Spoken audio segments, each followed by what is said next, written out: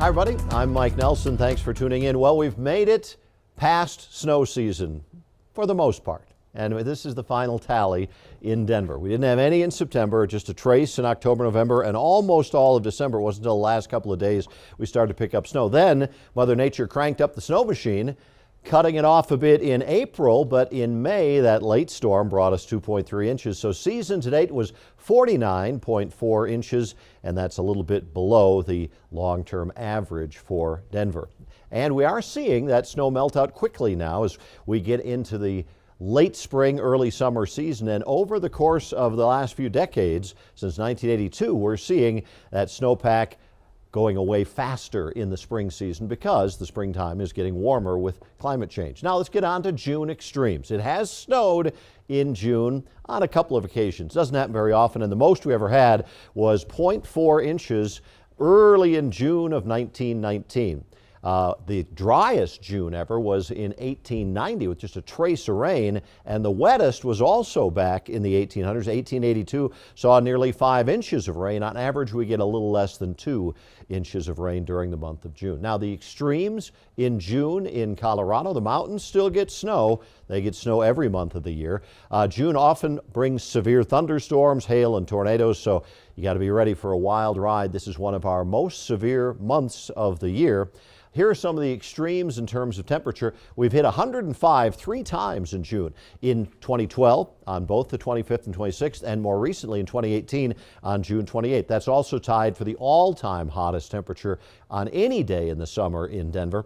Our coldest, June 2nd, 1951, dropped down to 30 degrees. Average highs are 78 on the 1st, 88 by the 30th. Average lows 49 on the 1st to 57 by the end of the month. Big time thunderstorm season. We get heavy rain, lightning, tornadoes, large hail, but really June is our peak month for tornadoes, and 90% of our tornadoes occur along or east of I-25 in Colorado, and most of them occur in the late afternoon into early evening. So that's our biggest threats: lightning, tornadoes, large hail. Later in July and August, that's when we start to get into heavy rain as being the biggest threat. Lightning is truly one of our biggest weather threats. If you can hear the thunder, you are at risk. And so the old adage is, when thunder roars, go indoors. Even if you're having a great golf game or you're enjoying fishing, very dangerous to be out in thunderstorms. Also, we can get flash flooding, although it's more common a little later in the summer season, but never drive through an area with unknown depth of water. And if hiking, you got to move to higher ground immediately. Same thing with the lightning. Make sure you're down low when the lightning hits. So get high if it's flooding, get low if you can hear thunder or if you can see that lightning. Join CoCoRaHS, the Community Collaborative Rain, Hail, and Snow Study, and you can actually help us measure the storm. There are over 20,000 volunteer weather watchers worldwide. You can learn how to measure rain, hail, and snow, and it's easy to do and it's fun. You get your own rain gauge, pretty neat thing. If you want to learn more, go to www.cocorahs.org and go cuckoo for CoCoRaHS, as we like to say.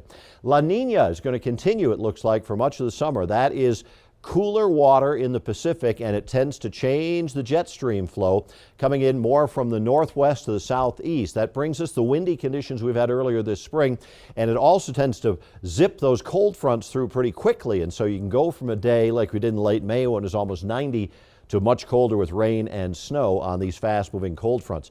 Generally, though, this is what we do see with a La Nina pattern, is it doesn't favor us to be cooler, even though it is caused somewhat ironically by cooler water in the Pacific Ocean. We're looking at warmer than average conditions for the month of June, drier than average conditions for the month of June, and that is not good news considering our current drought conditions here. We are expecting the drought to continue into much of the summer season. Not a lot of improvement, so when we do get some good showers and thunderstorms, that will be good news. And unfortunately, I think we're probably going to see more fire danger than we're going to see a lot of severe weather this summer season. We'll have the wind, we'll have the heat, we'll have the dryness, and those are the things that are increasing fire danger. And we're seeing this with climate change, that over the course of decades, we're getting hotter and drier conditions. We're getting more big fires across the West, and we're getting more fire weather days, hot, dry, windy. That has increased a lot over the last 40 years or so. Here's the 90-day outlook. Warmer than average for the summer season all across the lower 48 states. And sadly here, drier than average will continue. Where they don't need more rain, they have plenty of it out there already. That's where they're going to see more moisture. Have a great month of June. Thanks for joining us. We'll see you again next month.